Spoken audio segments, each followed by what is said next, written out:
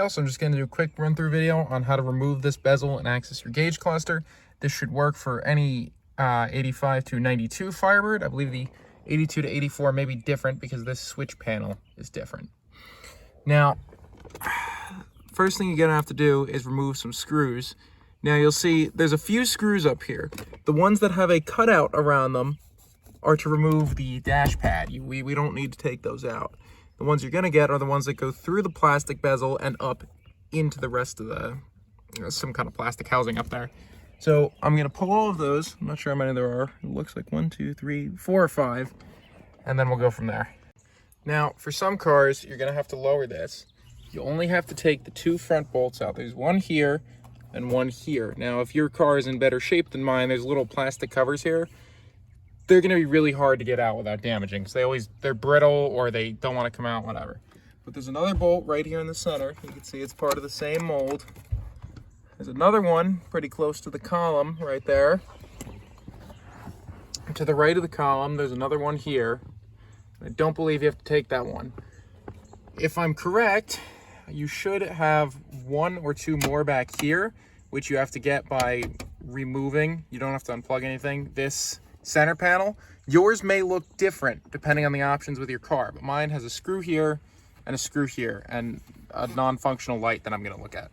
So I pulled this down and there's going to be 1 more screw back here. Keep in mind there are 2 clips on this little we're going to go with button panel. They snap into these here. Now mine feel okay, but just with having worked with these plastics, be very careful with this bottom tray.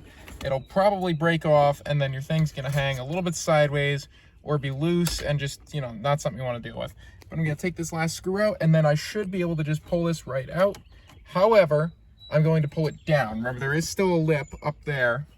So it's best if you set your column straight. Also, while you're there, check if you have any steering wheel wobble left and right, so your tilt pins.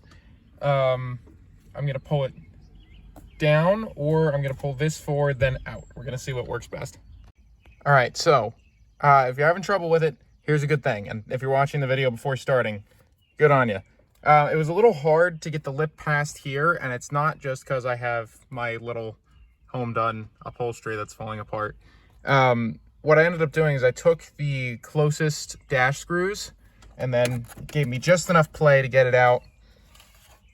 Mine was cracked previously, but especially if you're trying to not crack it more or at all, I would definitely recommend just popping those. You don't have to take the dash out. While you're in here, just clean your air passages if you have any condensed air or shop air or whatever you're working with. Definitely clean those out. So the next step here is going to be dismounting the gauges.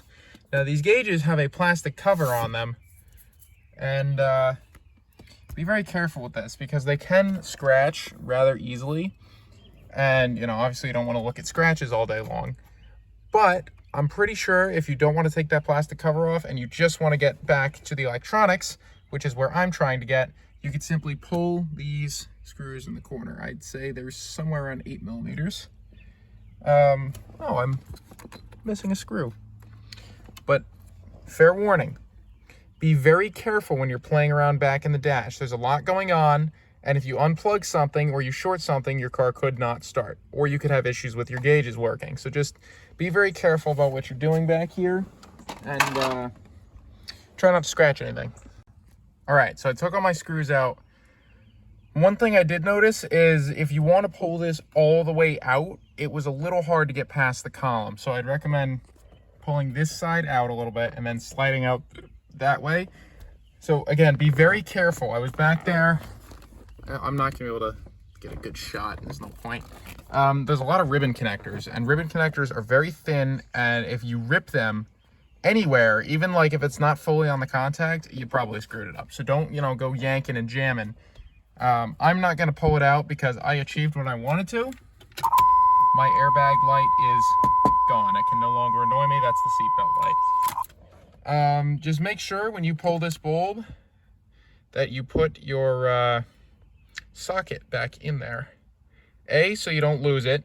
B, I have no idea if it would affect connectivity or anything in the dash. And C, why not? If you're doing LEDs back here, yeah, nice. But make sure you do the rest of it. There's bulbs all up here. You can LED your whole interior. But that's how you take the dash apart. Now, I assume putting it back together is pretty much going to be the same thing in reverse. So I'm going to get that all done. And if you get if you get hung up on anything, you know, just shoot me a message, leave a comment. I will see if I can help you out. Thanks, guys.